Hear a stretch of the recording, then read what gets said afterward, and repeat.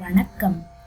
Tamil audio நாவல்ஸ்.com வழங்கும் அமரர் கல்கியின் சிவகாமியின் சபதம் பாகம் 2 காஞ்சி முற்றுகை. 12ஆம் அத்தியாயம்.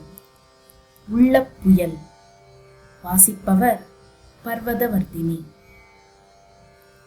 எதிர்பாராத நேரத்தில் வானத்திலிருந்து ஒரு மின்னல் பாய்ந்து வந்து மண்டையை பீறிக்கொண்டு தேகத்துக்குள் பாய்வது போன்ற உணர்ச்சி பயங்கொள்ளி பல்லவன் என்ற சொற்களை கேட்டதும் சிவகாமிக்கு ஏற்பட்டது.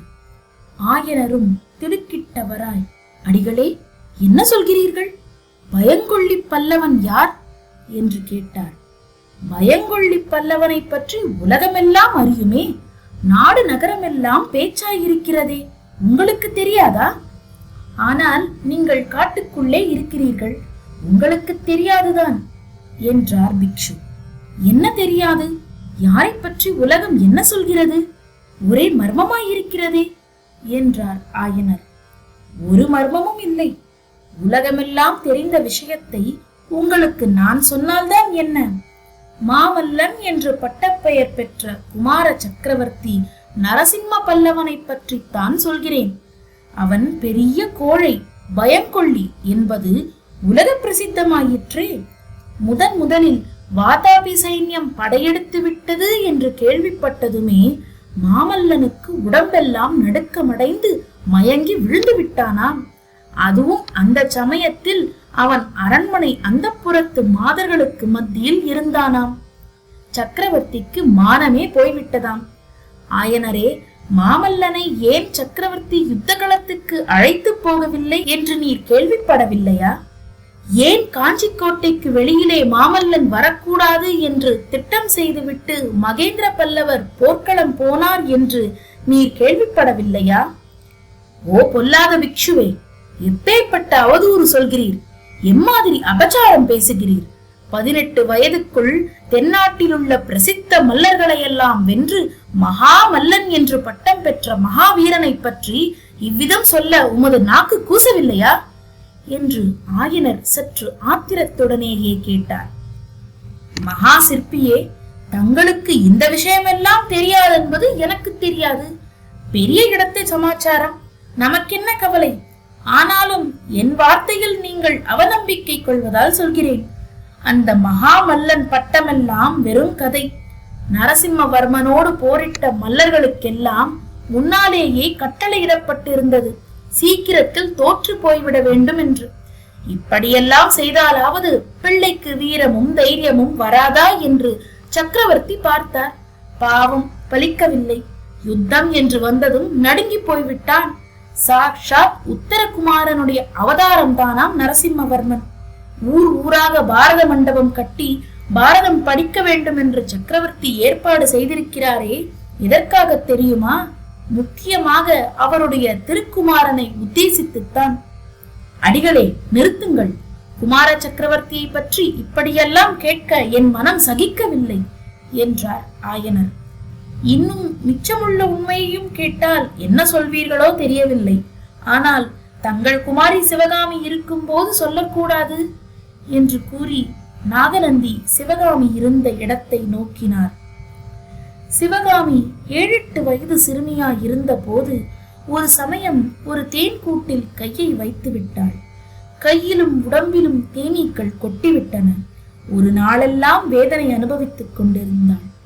அதை காட்டிலும் 1000 மடங்கு வேதனையை நாகநந்தி நரசிம்மவர்மரை பற்றி சொல்லி வந்ததை கேட்டுக் கொண்டிருந்த போது சிவகாமி அனுபவித்துக் கொண்டிருந்தாள். பிக்ஷுவின் வார்த்தை ஒவ்வொன்றும் பழுக்க காய்ச்சிய ஈயத்துளியை போல் அவள் காதில் விழுந்து கொண்டே இருந்தது. பிக்ஷு உங்கள் குமாரி இருக்கும் போது சொல்லக்கூடாத விஷயங்கள் என்று கூறியதும் இதுதான் சமயம் என்று சிவகாமி சட்டென்று எழுந்திருந்தாள். அவர்கள் பக்கமே பாராமல் நடந்து வீட்டின் 2ஆம் கட்டுக்குள் பிரவேசித்தாள்.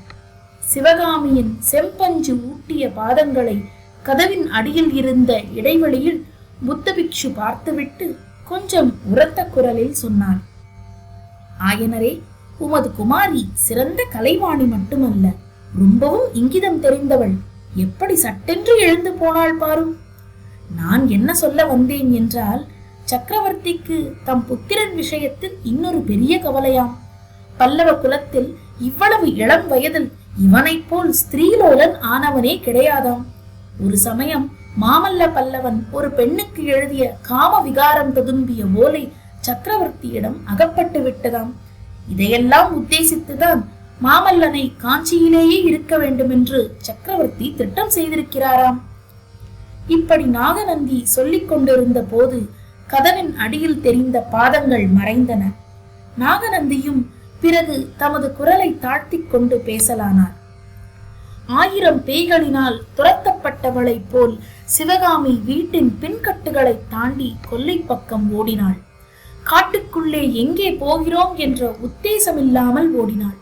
ஓடி ஓடி களைத்து கடைசியில் ஒரு மரத்தடியில் வேரின் மீது உட்கார்ந்தாள்.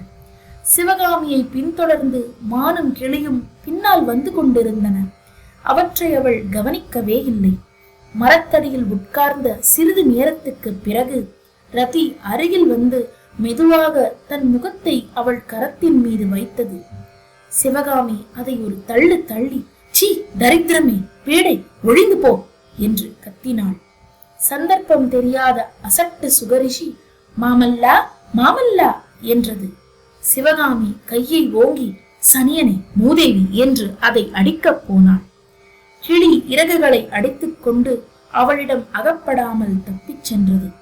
திடீரென்று தாமரை குளக்கரையில் மகிழ மரப் பொந்தில் இருந்த ஓலைகளின் நினைவு வந்தது. அந்த ஓலைகளை உடனே எடுத்து நெருப்பிலே போட்டு எரித்து சாம்பலாக்கிவிட வேண்டும் என்று நினைத்து தாமரை குளத்தை நோக்கி ஓடினாள்.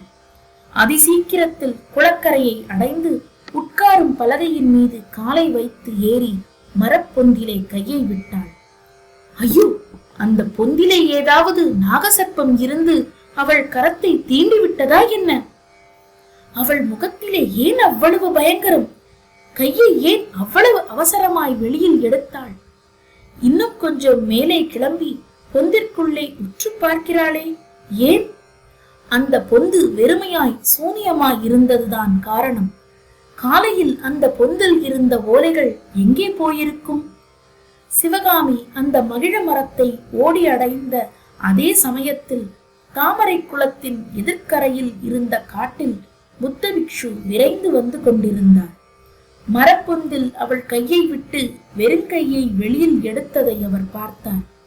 அப்போது சிவகாமியின் முகத்தில் தோன்றிய வியப்பும் பயமும் பிக்ஷுவுக்கும் எல்லையற்ற ஆச்சரியத்தை உண்டாக்கிற்று என்பது அவருடைய முகக்குறியினால் தெரிய வந்தது. இத்துடன் 12ஆம் அத்தியாயம் நிறைவடைந்தது. நன்றி நேயர்களே, மீண்டும் அடுத்த அத்தியாயத்தில் சந்திப்போம். வணக்கம்.